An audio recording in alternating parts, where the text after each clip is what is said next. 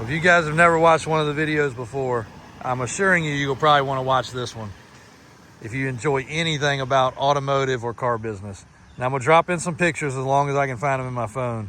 But this right here on this little old country road, 50 years ago to be exact, almost to the month, is where Davis Auto Sales started. Now this building has a different sign on it today because instead of letting it sit vacant, I have decided to rent it to a really nice fella to start his business. And we still use, that is where we were getting ready to start manufacturing boats. Whole story about that. Whole story about that bus over there. There's a lot of history with this ground, but right here on this little piece of dirt where it used to be gravel is where Davis Auto Sales started. And there's a huge awakening coming in the auto industry. And that's why when I was driving past here this morning, taking Blakely to go get something to eat, I said, you know what? It's time to tell a little bit of a story. So 50 years ago, things were different. Right here, and as you can see, I'm driving one of our vehicles off the parking lot. One of the cheapest ones there is. I say that all the time, but I'm picking up a bed and some other stuff for the kids. We drive our inventory. We own our inventory. Those are our vehicles. We own them. We have the titles to them. We retitle them to make the title process proper so there's not more issues. You can see the little TL Davis.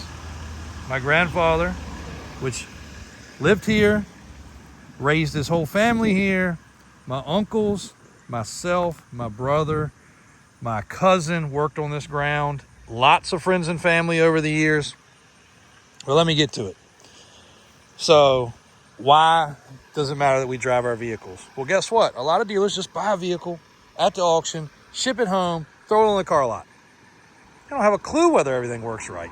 The reason I do that still today is because one of the most fun things I had as a job, our little office area still shows the little VIEDA right there. Check that out. At the end of the day, I asked my dad what we're driving home. The most fun part was when he said, "You choose, son." So there's a VIEDA from 1986. We were here till almost 1990 or 91 before we moved up on Jeff Davis. Started in 76. So he said, "You pick, son." So of course I try to pick the coolest thing. We had Camaros, we had Firebirds with the bird on the hood. We had lifted trucks.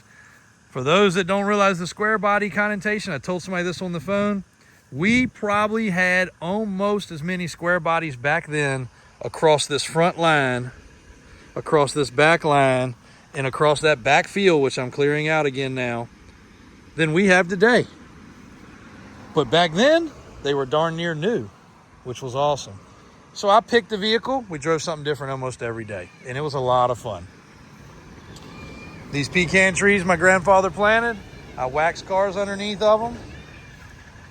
Hold on, let me see what Blakely needs. This building right here is where we were going to manufacture boats, and we still own the rights to the molds for several different designs, or have access to as well. But decided, you know what, profitability and other things, it just wasn't going to work out. So that plan never happened. But here's the awakening in the car business, and I think it's amazing. Mom said you need to chill out a little bit, you know, don't talk about it so much. But I think it's amazing that fair business practices are coming back, and it's going to make a dealership have to stand on their own. And there is the poor original monster truck, mega truck. We are going to pull that bag out, and I say we, probably me, and then hopefully Brian and Daniel will jump on the bandwagon to get it back together. And Robbie's on board. Robbie had a lot of history with that. Danny, a lot of my friends from back in the day, which are still close friends. But that will give us a single cab mega truck, a crew cab mega truck, a 8-door mega truck, and then we might just have to make a 6-door. But we have 5 mega trucks, which is super cool. That being one of them, which is considered a pile of junk right now. But it is a 440 blower motor. So back to it. Dealers now, because of FTC, Federal Trade Commission rulings, cannot do the stuff they've been doing. And in case you guys haven't paid attention, because you're not on the inside like we are, I watch dealers pay $50,000 for a vehicle at the auction. Pay the fee. Now we're at $51,500. Pay to transport it, we're at $52,500. They've got to have some sort of reconditioning cost, inspection, detailing. 50, let's just call it 55 round number. Then they post it on the website for $53,995. Now you guys tell me how that makes any sense. It doesn't. And the reason it doesn't is because they are making all their money on blind, hidden fees. Processing fee is only one of them. Gap's a great coverage. But you have to tell them you want it versus them just putting it in there. And all these other fees, long fees. When I say this is rural, that's a farm over there. We have customers come in all the time to trade their vehicle, and I say, well, what'd you pay for it? Well, I don't know what I owe, but I know I paid $50,000 for it. Okay, cool. So you probably, you've had it for a year, you should owe about 45, maybe less, right? We go to call for their payoff and they still owe 60 grand. They're like, what? How's that possible? Well, it looks like on here you financed $63,000. No, the car was 50 or 52. Well, guess what? That's not what you paid. They signed, they were excited, they heard how much their payment was, and they signed the paperwork. They're gone. They're done. And once it's on a contract, there's nothing that can be done about it. And they're stuck. We can't help them. Nobody can help them. Well, with the new rulings, a lot of that's going to change. And I'm not going to get into too much else of it. Mom said we'll do, a video and we'll talk about it all and explain it all. And we're still adapting things on our end. We've taken away our processing fee, but we still have to get it off our website and other areas because it takes days and weeks for that to happen. But that's the best way for us to have a practice of, you want a car, here's your price. Here it is. And it's just going to make life a lot easier. So there's a lot of change. And when I walk past this place right here or drive past this place right here, it reminds me where things really started and how an old school business took place. Now, we were able to do it because I don't know what my dad's rent was, but it probably wasn't much. It's my grandfather's house, my grandfather's business, and my dad was able to adapt. And back to driving a car home. We drive a car home, and then we come in the next day, and Dad's noticed a squeaky wheel. I've noticed a stain in the carpet. So my dad would bring it in, my uncles would work on it, or the mechanics would work on it, and I'd clean it up. It's also where I learned to spend a little extra time underneath the seat of a car. And unfortunately, a choked up moment is my dad always got on me about cleaning underneath the seat of a car. I wanted to have the biggest, baddest vacuum there was, so the nozzle wouldn't fit underneath the seat of a Camaro or a Trans Am. So we're driving one back in one day, and my dad was frustrated. I think he reached down for the seat belt, and I think it was dirty and nasty.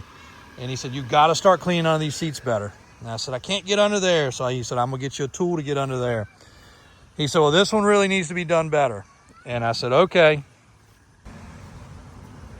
So he's going to order me the right thing. Sorry, Blakely had to tell me something so important. And I can't ask, I'm choked up. I can't ask him this today. And I never in adulthood ever, and you guys got to remember, this is when I was 12 years old, 13 years old, maybe younger. He said, clean under the seat, son. Clean under the seat. You got to clean under the seat. Well, that day, when we got back and I cleaned under the seat, I found a $20 bill. Now, did my dad put that there to prove a lesson to me? I don't know. It's also when I learned about tips. Sometime around that same time, we were at a restaurant. Maybe my parents let me have the money to go pay, and I didn't understand what a tip was. And they said, well, that's for when somebody does a job, that's their payment for good service. I said, okay, why don't I get a tip? My dad quickly said, well, son, you get paid every day to work. That is your tip. And then he quickly said, well, you find money every now and then. When you find that money, that's your tip. And that should be company money because it's a company car and you're finding it in a company car. So he was pretty quick on that. But anyway, around that same time, he's getting on me about cleaning underneath the seat. I find $20. $20 was almost a week's pay for me back then. That was huge. Most amount of money I ever found cleaning a car underneath the seat. Always found quarters and dimes and nickels. Saved them. Probably still have them. But lots of lessons were learned here. I'm so thrilled to see car business probably getting back to the way it should be. Dealers are now going to have to actually sell off their reputation. They're going to have to sell off customer basis, and they're not going to be able to milk people in the door any longer for untrue figures, fees, and other things.